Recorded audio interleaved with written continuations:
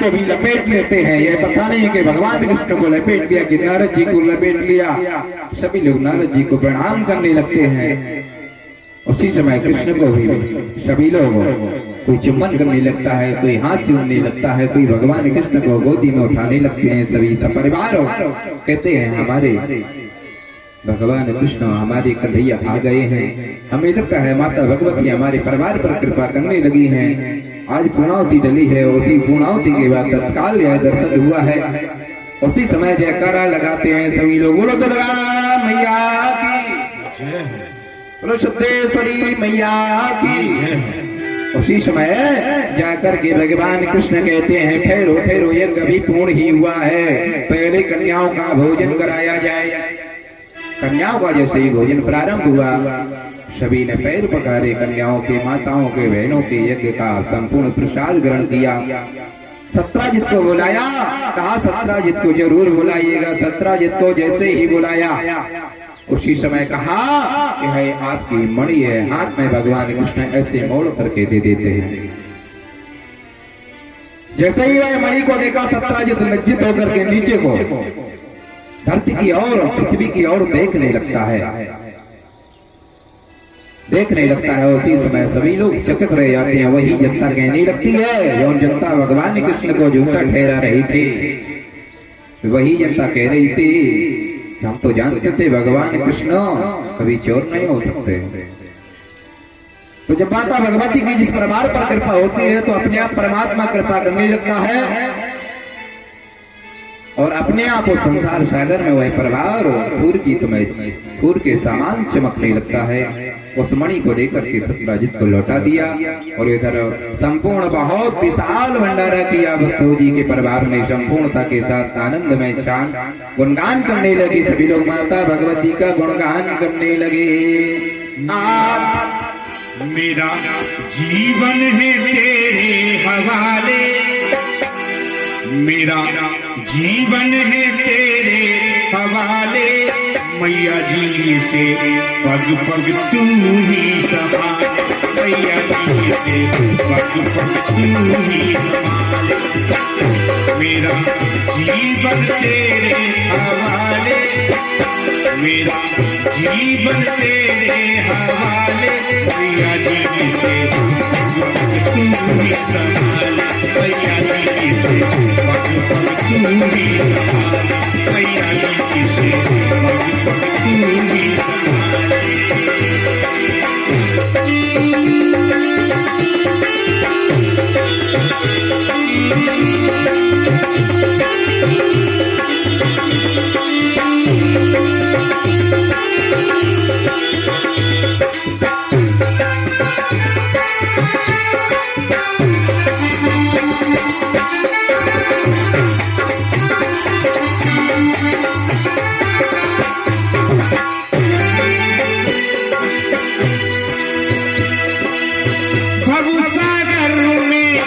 जीवन नैया डोल रही है ओ मेरी मैया, भवसागर में जीवन नैया डोल रही है ओ मेरी मैया, डोल रही है ओ मेरी मैया, डोल रही है ओ मेरी मैया।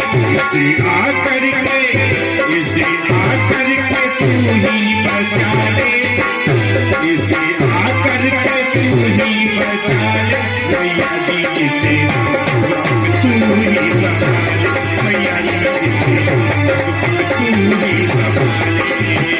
मेरा जीवन तेरे हवाले, ओ मेरा जीवन तेरे हवाले, मैया जी से तू ही संभाल, मैया जी से तू ही संभाल।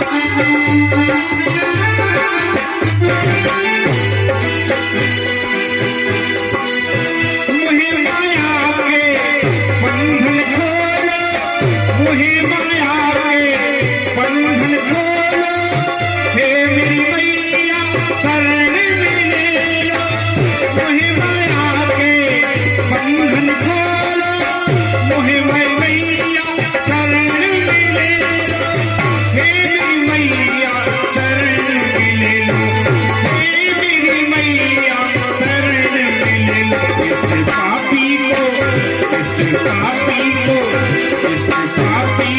अब अपना ले, इस पापी को अब अपना ले, मैया जी इसे तू ही संभाले, मैया जी इसे तू ही संभाले।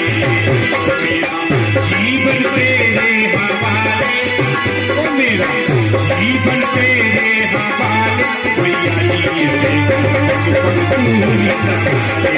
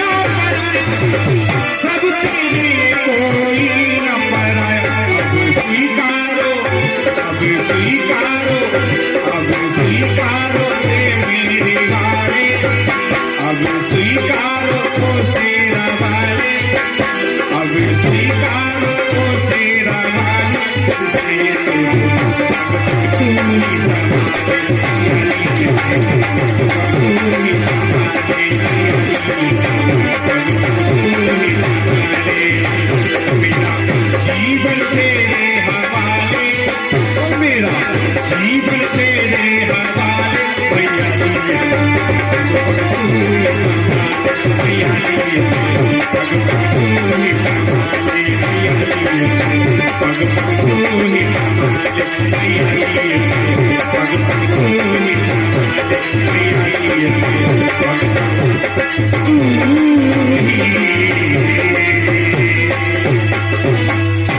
बोलिए शेरा वाली मैया की। आनंद इस समय छाने लगा। उसी समय वसुदेव जी हाथ जोड़ करके प्रसन्नता के साथ क्षमा मांगने लगे नारद जी से कि नारद जी हम आपको भेंट करना चाहते हैं कुछ हो। उसी समय कहा जो भी हमारी गलती हो आप क्षमा करना। नारद जी कहने लगते हैं ये बहुत ही बड़ा आपने यज्ञ किया है, परिवार आपका प्रसन्न रहेगा। तो जाओ जब भी कोई आपका कार्य बिगड़ रहा हो तो माता भगवती के चरणों में अर्पित कर देना, आपका कार्य जरूर सिद्ध होगा। संपूर्णता के साथ हरि भजन बता गए और उसके बाद कहा सायंकाल में माता भगवती के मंत्रों का उच्चारण करते रहिएगा, आपका परिवार का भला होगा। ऐसा कहकर के नारद जी चल देते हैं। उसी समय सभी लोग पूरा परिवार नारद जी की परिक्रमा करता है। परिक्रमा करने के बाद नारद जी को भेंट देते हैं सभी लोग। उस भेंट को ले जाकर के माता भगवती के चरणों में रख देते हैं। जो माता भगवती के चरणों में वह भेंट को नारद जी रख देते हैं तो उसी समय सभी परिवार कहने लगता है प्रभु हमने आपको अर्पण किया है यह। तो उसी समय कहा हमने माता भगवती को अर्पण किया है। उसी समय माता भगवती को अर्पण करने के बाद नारद जी चल देते हैं। नारद जी चलने लगते हैं। उसके बाद नारद जी फिर पुनः अपनी वीणा के तान सजाते हुए माता भगवती का ध्यान करते हुए परमात्मा में फिर पुनः लीन हो जाते हैं। इस प्रकार से माता भगवती की उन्होंने संपूर्ण कथा को सुना करके वह कल्याण किया था। अब जब वो भंडारा हो गया उसके बाद जब तक तो कोई किसी ने कोई बात नहीं चलाई कि भगवान कृष्ण के साथ कौन आया था। भगवान कृष्ण उस समय जाकर के जोड़े के साथ आए हुए थे। तो उस समय सब आपस में इतने मन विलीन हुए थे, सभी के दुख में थे, तो किसी ने नहीं पूछा, केवल भगवान कृष्ण को देखा और सोचा आया हो कोई दिक्कत नहीं है, पर भगवान तो दिखाई दे रहे हैं।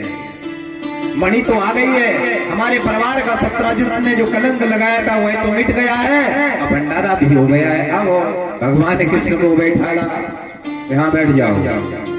पूरे परिवार ने बैठा ला। कहा ये बताओ कान्हा, ये कौन स्त्री को साथ में लाए हो?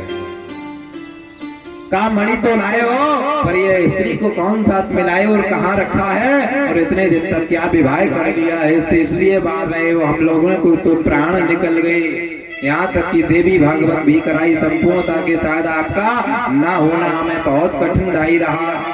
मैं आप तो बहुत जल्दी एकत्र कर देते सामग्री अग्र की, क्योंकि आपके मनसुबा आदि बहुत मित्र हैं, पर यह सब लौट करके आए पर काम नहीं किए कोई। तभी तो यज्ञ में 18 दिन लग गए, और 18 दिन बीतने के बाद तब सामग्री उपस्थित हो पाई। उसके बाद फिर यज्ञ चला, तो फिर 9 दिन और बीत गए, इसलिए 27 दिन हो गए। भगवान कहने लगे 27 दिन हो गए, तो 27 दिन ही हमने युद्ध किया, हम किसी के साथ रहे नहीं है, हम भी कुछ युद्ध ही में ही। क्या युद्ध हुआ? कहा यहाँ से जाकर के संपूर्ण भगवान ने बैठाया। भगवान को जैसे ही बैठाया कन्हैया को, सभी पूछने लगे बताओ क्या क्या किया आपने, कहाँ कहाँ गए, कैसे मणि को प्राप्त किया। भगवान कन्हैया हंसने लगते हैं, कहते हैं मनसुखा आदि यहाँ से गया तो मोरे से तो पहले ही कहने लगा भूख लगी। मैं बड़ा अंदर से दुख था हमें कि हमारे परिवार को कलंक लगेगा, यह भूख की बात करता था, तो मैं पर्वतों की कंदराओं में छिप गया, और ये 1-2 दिन इंतजार किए इन लोगों ने, और वो पुनः वापिस लौट आए। फिर मैं प्रसेन को मरा हुआ देखा। प्रसेन को मरने के बाद आगे मैंने देखा कि शेर पड़ा हुआ है मरा, उस शेर को देखा। उसके बाद मैं आगे और गया तो खून से चिन्ह बने हुए कुछ चिन्ह पाए गए, वह चिन्ह के सहारे मैं पर्वतों की कंदराओं में छिप करके गया, तो वहां पर मणि को चमकते हुए देखा। उसके बाद मैं मणि को उठाना चाहता था, उसी समय जामवंत जी आ गए। जामवंत जी हमसे युद्ध करने लगे। जामवंत जी ने मुझसे 27 दिन तक युद्ध किया, और कहा जिस दिन आपकी यहाँ पूर्णाहुति डल रही थी उस दिन हमारा युद्ध का अंत हो रहा था। उसके बाद जामवंत जी ने हमारा हृदय को देखा कि हमारे हृदय में ब्राह्मण की स्पष्टता के साथ पैर बना हुआ था, पद चिन्ह बना हुआ था। वह देख करके जामवंत जी रुक गए, नहीं पता नहीं कितने दिन युद्ध चलता। कहा ऐसा क्या है आपके हृदय में? सभी ने खोल करके देखा, भगवान दिखा देने लगते हैं। भगवान दिखाने लगते हैं तो हृदय में भगवान के में जाकर के पद चिन्ह बना हुआ था, पैर का चिन्ह बना हुआ था। कहा यह इस चिन्ह से हम बच गए हैं, और इस चिन्ह के कारण ही हम आपके पास आ गए हैं मणि लेकर के, नहीं पता नहीं युद्ध कितने दिन तक चलता।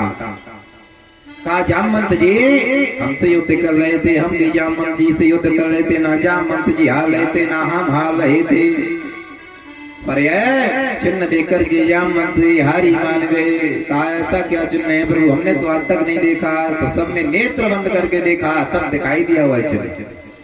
जैसे ही नेत्र बंद करके देखा उसी समय परमात्मा का वह बना हुआ चिन्ह दिखाई देता है। वो कहे कौन चिन्ह था? भृगु जी मारी लाट। एक बार लक्ष्मी नारायण देव लेटे हुए थे, और वहां से जाकर के भृगु जी दर्शन के लिए जा रहे थे, और सोचा नेत्र बंद करके सेवा चल रही थी लक्ष्मी नारायण की।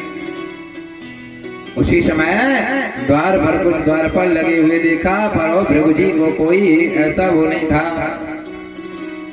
भृगु जी सीधा वहीं पहुंच जाते हैं, देखते हैं कि नेत्र बंद करके, हमें क्या नेत्र बंद कर लिए हमें देख करके, तो क्रोध में आकर के वह ब्राह्मण भृगु जी लात मार देते हैं। भगवान के जब लात मार देते हैं तो उसी समय भगवान कहने लगते हैं कि आप प्रभु आपके पैर में कहीं चोट तो नहीं आ गई? क्षमा बड़न को चाहिए, छोटन को उत्पात, का विष्णु को घट गयो जो भृगु जी मारी लाट।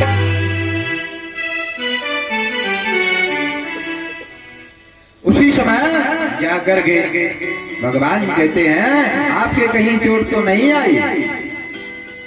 उसी समय जो क्रोध था भृगु जी का वह शांत हो गया कि हम इतने क्रोध में आकर के आपसे क्रोध में ही पैर को स्पर्श किया है हृदय से कि क्या तुम मुझे नेत्र बंद करके सो गया। इतना बड़ा परमात्मा है मेरे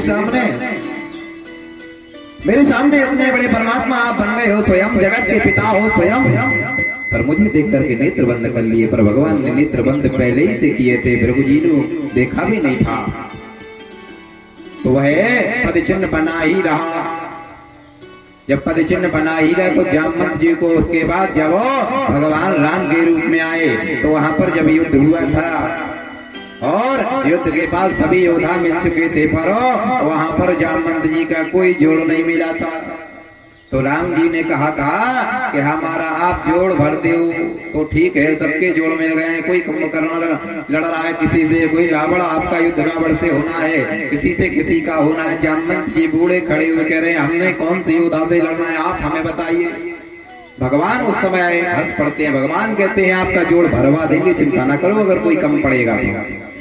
जामवंत जी ऐसे ही खड़े हैं, कब हमारा नंबर आए, नंबर नहीं आया पर वह पूरा विध्वंस हो गया रावण का। तो जामवंत जी कहने लगे प्रभु आपने हमारा जोड़ नहीं भरा, जब तक आप जोड़ नहीं भरोगे हम वह वचन को याद रखेंगे। परमात्मा कहने लगे चिंता ना करो, जोड़ स्वयं भरेंगे कभी।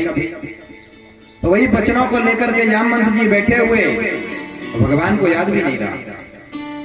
तो यहाँ क्या कृत बनता है, जाकर के उसके बाद भगवान कृष्ण के रूप में वहां पहुंचते हैं। जामवंत जी से युद्ध हो रहा था, जामवंत जी से युद्ध हो रहा था। उस समय जामवंत जी ने वह भृगु जी मारी लाज को वह पद चिन्ह देखा। उसी समय जामवंत जी युद्ध बंद कर देते हैं।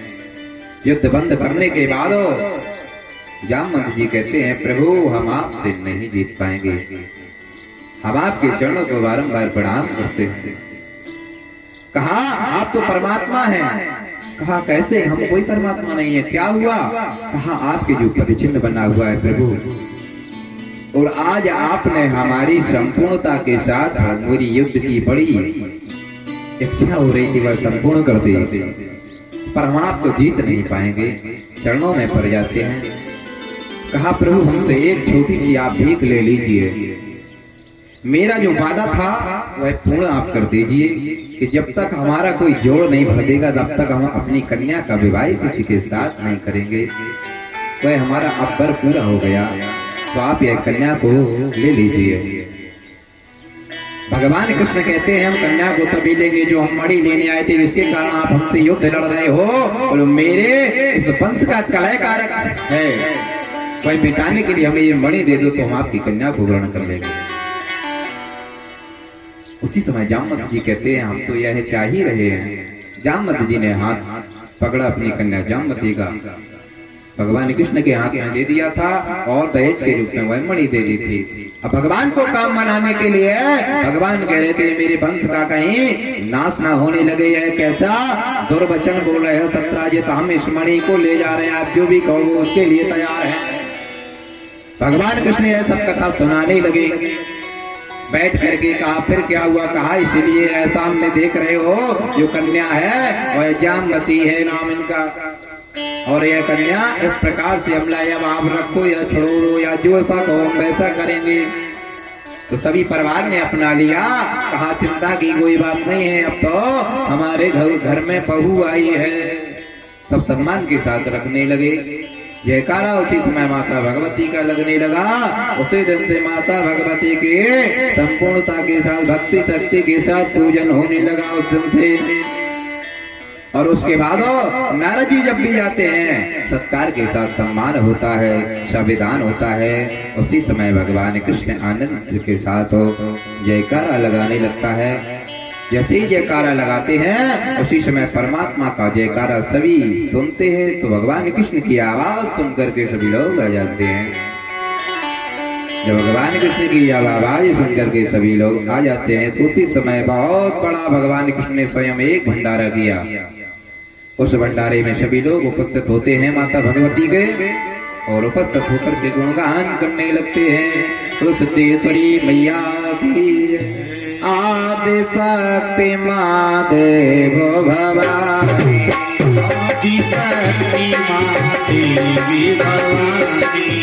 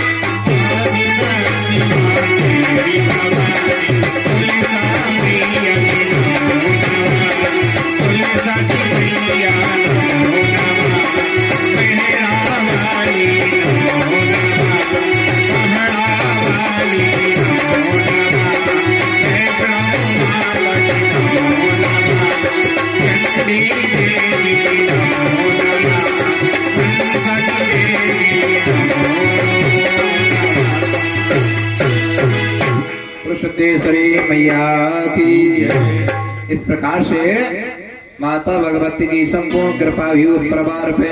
उसी समय जन्मेजय कहने लगे, प्रभु आपने यह चरित्र बहुत सुंदर सुनाया है, वेद व्यास जी से बताया। जन्मेजय महाराज कहने लगे, प्रभु अब कुछ हृदय में सांत्वना आई। ऐसे ही चरित्र आप देवी भागवत के सुनाते जाइएगा।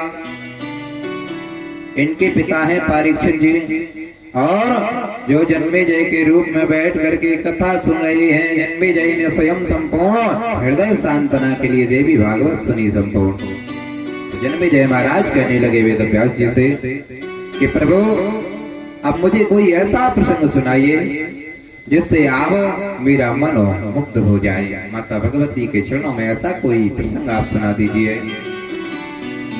उसी समय जन्मेजय हाथ जोड़कर के बैठे हुए हैं हृदय सांत्वना के साथ, और उसी समय प्रसंग की ओर बढ़ते हैं। तो क्या प्रसंग सुनाया? देवी भगवत स्वरूपा ज्ञान रूपेण चेतना सत्ते स्वरूपं राजस्य विश्वान चरित्रेण नामनः। एक सुंदर चरित्र सुनाया कि देवी की किस प्रकार से कृपा होती है। कहा विश्वान एक राजा थे, उनके कोई संतान नहीं थी। फिर उन्होंने जागृति के साथ माता भगवती का यह पुराण की कथा संपूर्ण संकल्प सुनने का प्रयत्न किया, और कहा हमारे संतान होगी उसके बाद हम संपूर्णता के साथ माता भगवती का भंडारा इत्यादि करेंगे। विश्वानेन तत्रं स्वरूपं वसिष्ठ नामासि नामना वसिष्ठ तत्महां स्वरूपा तस्य देवी चरित्रेण नामनः। विश्वान जी को जाकर गोपस्थिति के रूप में वशिष्ठ जी को बुलाया। वशिष्ठ जी से कहा कि प्रभु आप हमें देवी भागवत के चरित्र को सुनाइएगा, जिससे हमारे परिवार में पुत्र नहीं है, पुत्र की प्राप्ति हो जाए। उसी समय कहा ठीक है हम चरित्र को सुना देंगे, पर आप सांत्वना के साथ सुनना, क्योंकि आप बहुत ज्यादा बोलते हैं। इस चरित्र से बहुत कुछ सुनने को मिलेगा। कहा आप बहुत ज्यादा बोलते हैं, पर बीच में आप बोलना नहीं चरित्र के में, तो हम आपको सुनाते जाएंगे अच्छे अच्छे चरित्र। कहा ठीक है। वसिष्ठस्तु महं राजा गतां प्रेम महंतया एवं व्यासेन ततात्मा यत्र तत्र समाभवः। कहा वहीं देवता रहते हैं जहाँ शांति रहती है। दूसरे श्लोक में कहा गया है चरित्यम पुरुषासनम नामम नामस्व नामना पुरुषस्व तत्व समाभगा स्त्री नामस्व चेतना। कहा भक्ति शक्ति के साथ रहना होगा। वशिष्ठ जी कहने लगे हम आपको देवी चरित्र सुनाने लगे और सुनाएंगे संपूर्णता के साथ। कहा झूठ नहीं बोलना होगा, और कहा जहाँ झूठ बोला जाता है वहाँ परमात्मा दिशा बदल देता है, वहाँ माता रानी कृपा नहीं करती है उस परमात्मा पर।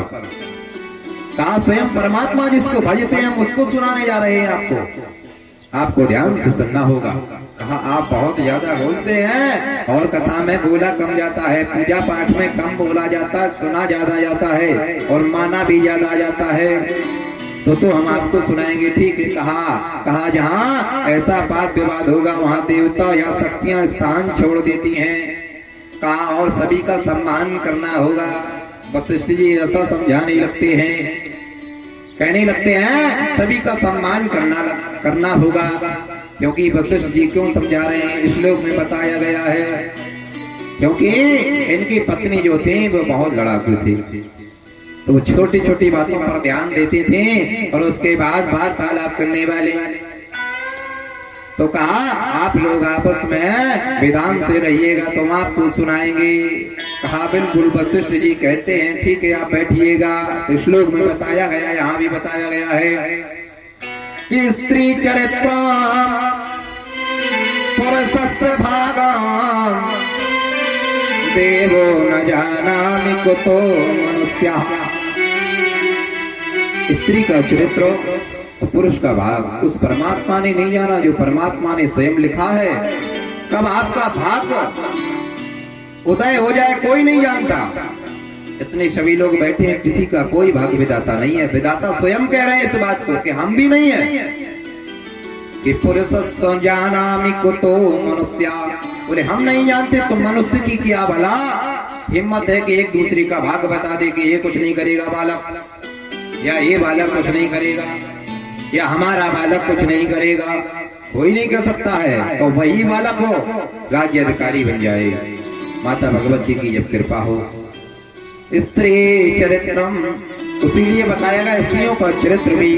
और ऐसी आपको बात सुना दें कि सुंदर सुंदर से वचन सुनकर के आप मुक्त हो जाएंगे, तो आपका जीवन बदल जाएगा। क्योंकि पति पत्नी का एक जोड़ा बताया है। तो कहा वशिष्ठ जी ने आपको सांत्वना के साथ सुनना होगा, आपस में सांत्वना बनाना होगा। तो हम आपको सुनाएंगे। वशिष्ठ जी कथा सुनाने लगते हैं देवी भागवत की, और विश्वान राजा वहां पर और प्रस्तुत होकर के पुत्र की प्राप्ति के लिए देवी भागवत सुनने लगते हैं। वसस्यम पुरुषस्य तथात्मराजन् राजस्व नाम चेतना तपो सत्ते तदात्मराजन् भविष्यति न संशयः। देवी के चरित्र सुनाते सुनाते इतने मुग्ध हो गए तो है जाकर के दीपक बंद हो गया। दीपक बंद हो गया। चरित्र सुनते रहे राजा वशिष्ठ जी, चरित्र सुनाते रहे। नेत्र खोले तो दीपक बंद मिला। तो कहा प्रभु ये कैसी गलती हो गई है।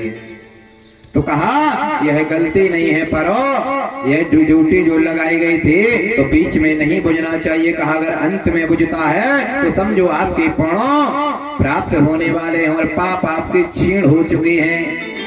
और कहा दीपक अगर मध्य में बुझता है तो कहा यह दोषी माना गया है। फिर वार्तालाप करने लगे वशिष्ठ जी से, फिर वार्तालाप करने लगे। कहा प्रभु कुछ तो कारण है, और बताइएगा कोई कारण, और दूसरा क्या पाप बन सकता है प्रभु। कहा ठीक है उसका हम प्रायश्चित कर देंगे। बार बार बताया पंडित जी ने, वशिष्ठ जी महाराज जी ने बार बार बताया, बार बार समझाया। उसका दीपक प्रायश्चित किया जाता है, उसका हवन हो जाएगा, आपको फल की प्राप्ति होगी। फिर भी नहीं माने तो विश्वान जी कहने लगे प्रभु हमें विश्वास नहीं हो रहा है। उसी समय कहा आपको विश्वास नहीं हो रहा है तो जाओ, आपकी इच्छा है मैं क्या कर सकता हूँ। उसी समय कहा संपूर्ण आपकी भागवत हो गई है, देवी भागवत पुराण हो गया है, आनंदित समय आ गया प्रभु। उस समय भी कह दिया प्रभु वो दीपक बुझ गया था मध्य में, क्या उसका दोष तो नहीं लगेगा। उसी समय क्रोध में आकर के वशिष्ठ जी कह देते हैं आप बार बार प्रश्न उत्तर करते हो, मैंने बार बार आपको समझाया है कि जाओ तुम्हारे फल स्वरूप तो होगा पर पुत्र नहीं होगा, कन्या होगी।